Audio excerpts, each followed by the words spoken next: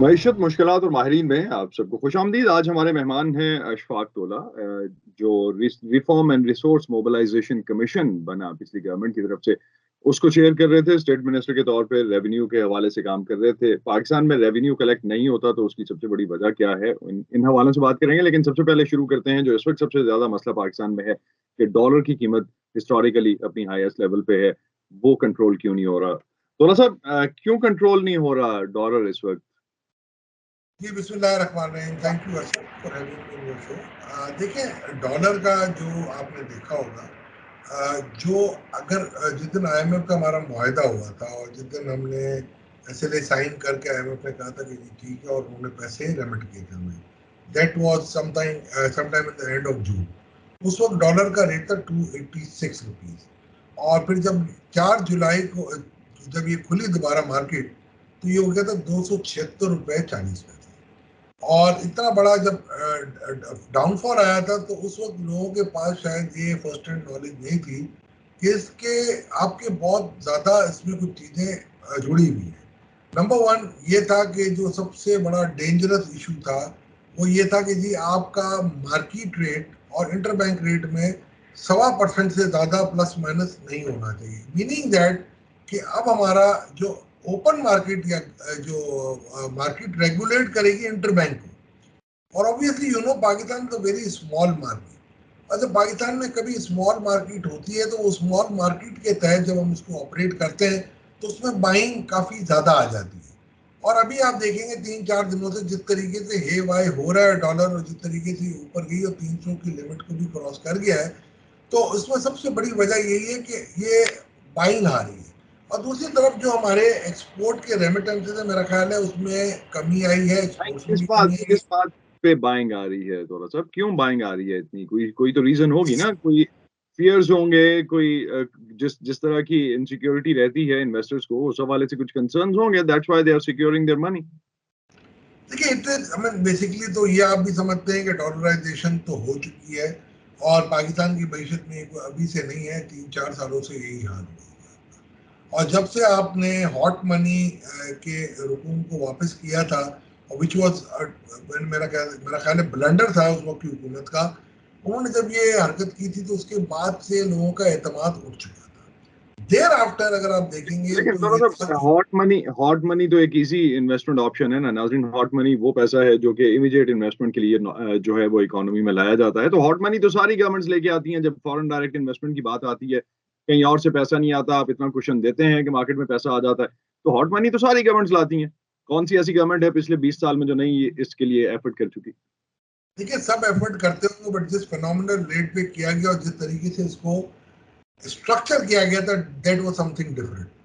क्योंकि उस वक्त न्यूयॉर्क में आपका 2% रेट चल रहा था, और हम कुछ केसेस में 18% तक अनटैक्स मनी बिल्कुल गारंटीड रेट के ऊपर दे रहे थे 155 में।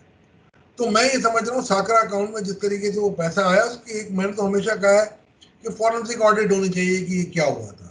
नथिंग डूइंग, ये मैं इसमें नहीं चाहता। तो आगे भी आप चलेंगे, जब जब 21-22 का जब बजट आया था हमारा, उस वक्त हमने एक करंट अकाउंट डेफिसिट का टारगेट रखा था कि हमारा करंट अकाउंट डेफिसिट $8 बिलियन से ऊपर नहीं जाएगा। और उस वक्त मैंने कहा था मीडिया पे, I was on record saying this, कि ये जो बजट के जो उन्होंने लिए हैं मेजर, ये 16 बिलियन से कम में रुकने वाला नहीं है। और आपने देखा होगा कि सिर्फ 4 महीने के अरसे में ये 9 बिलियन क्रॉस कर गया था, और उसके बाद हमें आईएमएफ के पास जाना पड़ा। जब हम तो वो तो आईएमएफ के इस्तीफा, पास, थोड़ा सा इस्तीफा भी यही हुआ। मैं ब्लेम में गेम में नहीं जाना चाह रहा। उस वक्त ब्लेम की बात ही कॉन्ट्रैक्ट नहीं कर रहा हूँ, था, लेकिन मैं उसको आपको एक्सप्लेन ब्लेम नहीं कर कर रहा सकें। हूँ। इस्तीफा भी गवर्नमेंट ने जो बजट दिया वो भी किसी तरह से रियलिस्टिक बजट तो नहीं है। उसमें भी जिस तरह से, नहीं, ये और इससे मेरा पिछले वाला भी हमने देख लिया, जिस तरह से जितना फिस्कल डेफिसिट 7.5 7.7% ऑफ डेफिसिट, मतलब मैं कौन सा अभी मुल्क आपको बताता हूँ उसकी वजूहत। सर देखिए, पहले हम उस पर आते हैं, उसको क्लोज कर लेते हैं, फिर आपकी इस बात का भी मैं जवाब दे देता हूँ। सबसे पहली बात जो आपने मुझे कही है ना, जो बिल्कुल आपने ठीक कही है, उस वक्त जब हम गए और आईएमएफ के बाद जब हम गए और आईएमएफ से हमने कमिटमेंट किया, और फिर जब हमने ब्रीच ऑफ कमिटमेंट किया, उसके बाद से उनका ट्रस्ट डेफिसिट हो गया, हम पे खत्म हो गया था। और जब इस साल के बजट की आप जो मुझे बात कर रहे हैं फिजिकल डेफिसिट की, 7 पॉइंट समथिंग, बिल्कुल आपने सही कहा, बट आपने देखा उसका हेडलाइन एक्सपेंडिचर क्या है? हेडलाइन एक्सपेंडिचर मेरा है जो डेट सर्विसिंग है। डेट सर्विसिंग की मद में इंटरनल और एक्सटर्नल मिला के मुझे 7.3 ट्रिलियन देने हैं। और 1% increase in policy rate is costing government 400 billion rupees. तो अब ये ये तो सारा IMF की सारा कुछ कंडीशंस में मतलब थे। सारा कुछ पुरानी गवर्नमेंट पे तो नहीं डाल सकते ना, कि तो पॉलिसी रेट भी इस गवर्नमेंट ने बढ़ाया, वो जिस रेट पे छोड़ के गए नहीं, वो थे तो बढ़ाना पड़ाना आपको IMF के एग्रीमेंट तो में आते आप हुए, अगर कह रहे हैं कि बिकॉज आप पॉलिसी मजबूर रेट हो गए बढ़ाने ना। से कर्जा अगर आप 8 लेके बिलियन पे तो वो अपना, की एक रेशियो तो बनती है ना, कर्जा लिया भी तो सबसे ज्यादा इसी गवर्नमेंट ने 15 महीने में। नहीं नहीं, ये भी आपकी मिसनोमर है, मैं आपको बता देता हूँ। इसमें I have done my analysis, आपको भेजा भी है मैंने। देखिए, मैं आपको दो चीज पहले बता देता हूँ।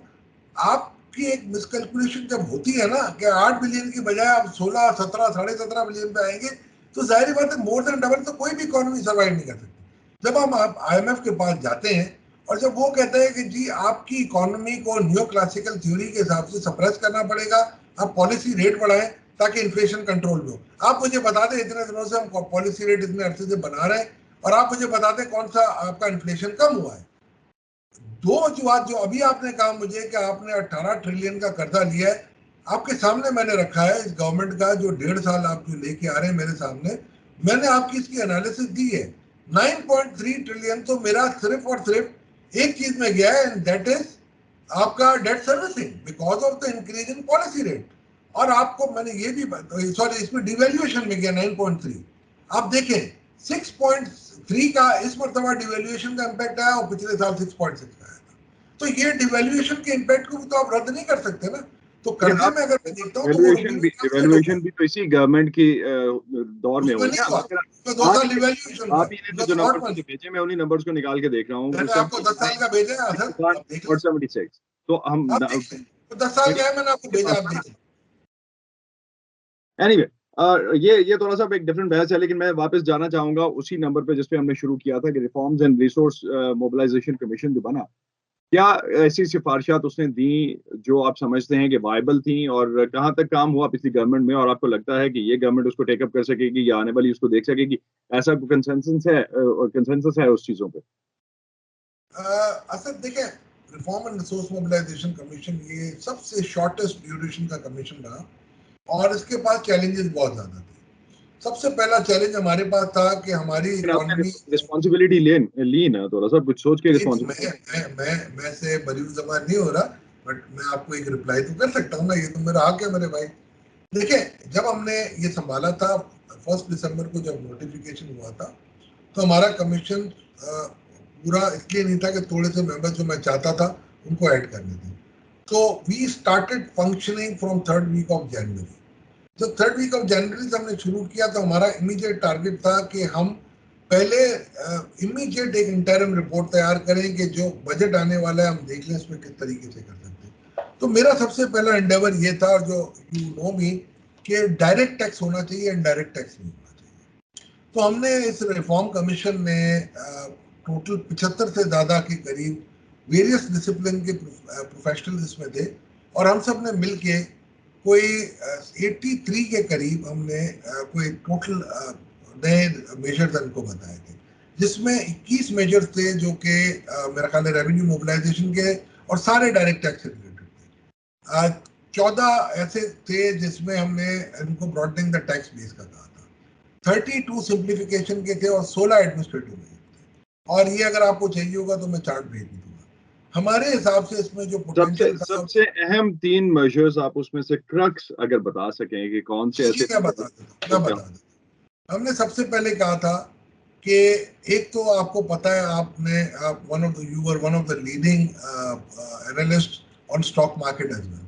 तो हमने ये कहा था कि आपको पता होगा, पहले 2 मरतबा हमने ट्राई की थी कि रिजर्व पे टैक्स करें, जो कि अनकॉन्स्टिट्यूशनल डिक्लेयर हुआ था। तो हमने इनको कहा था कि जी आप रिजर्व पे ना करें, और आप अनडिस्ट्रीब्यूटेड जो अमाउंट है रिजर्व की, उस पर एडवांस टैक्स ले लें, तो कि वो लीगली हो जाता है।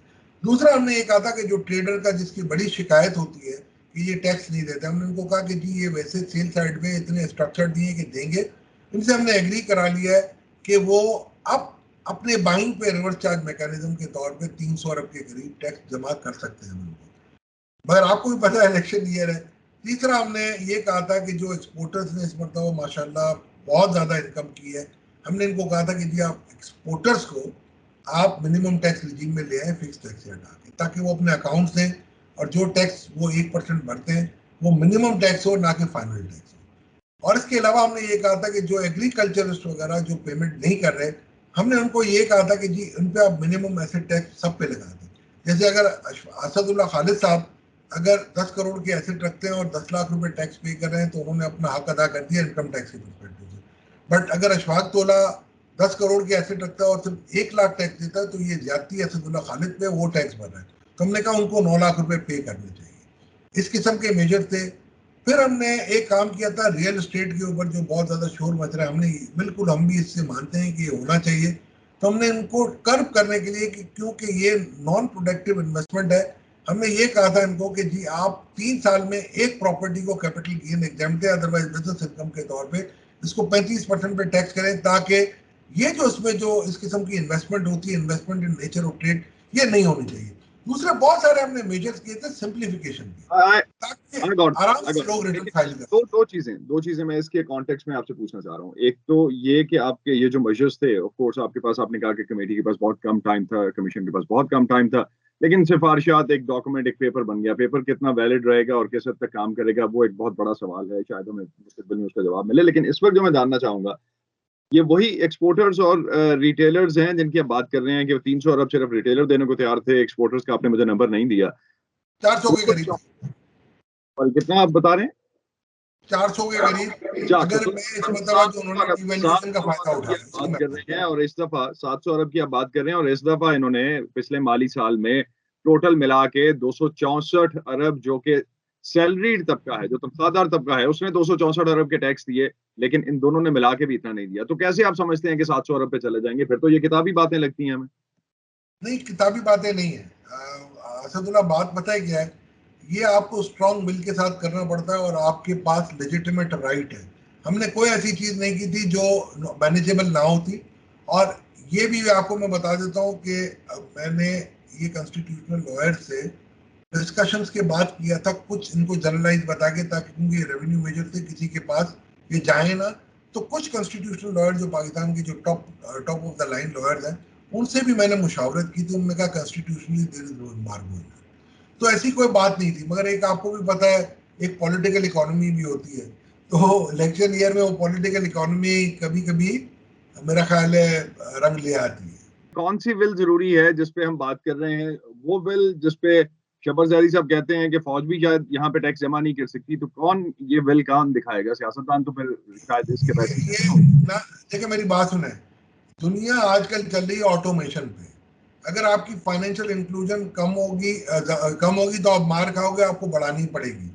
दूसरा, आपकी जो कैश इकोनॉमी है, जो पैरेलल इकोनॉमी है, बहुत बड़ी है, उसको आपको कर्व करना पड़ेगा। और उसके मेजर्स भी हमने दिए हैं।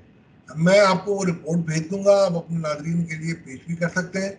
और ये मैंने नई हुकूमत को भी दे दी है। केयर टेकर सेटअप में जो मैडम आई है, फाइनेंस मिनिस्टर हमारी बहन है शमशाद अख्तर साहबा, उनको भी मैंने दे दी है। और उनसे भी मैंने कहा अगर वो समझती हैं बेहतर, तो अगर आप चाह रही हैं तो हम फाइनल रिपोर्ट भी देने के लिए तैयार है। हमारा कमीशन इस पर बिल्कुल काम करने के लिए तैयार है, और हमें 2 से 3 महीने लगेंगे। हम फाइनलाइज कर लेंगे, because the normal life of a commission shall not be less than 1.5 year. चलें, ये तो एक जो आपने सिफारिशात भेज दी उन पे किस तरह से अमल होता है उस पे भी हम जाएंगे। लेकिन जो फॉर्मल और इनफॉर्मल इकोनॉमी का सिलसिला है, पाकिस्तान की फॉर्मल इकोनॉमी अगर हम हिस्टोरिकली देखें पिछले खास तौर पे कुछ सालों में, तो फॉर्मल इकोनॉमी का साइज कम हो रहा है, इनफॉर्मल इकोनॉमी का साइज बढ़ रहा है। और वो सारी क्या साराई है ऑफ कोर्स इनफॉर्मल इकोनॉमी के हवाले से। लेकिन आपकी एस्टिमेशन क्या है, क्या साइज है इनफॉर्मल इकोनॉमी का पाकिस्तान की? देखिए, it is everyone's guess. I can not predict and I am really very sure about it. मेरी इकोनॉमिक टीम भी फेल हो गई इस मामले में। हमने बड़ी कोशिश की, डिफरेंट सोर्सेज से हमने कोशिश की। कुछ इकोनॉमिस्ट ले आते हैं, अब मैं उनकी विजडम को तो जाहिर बात है कुछ चैलेंज नहीं कर सकता।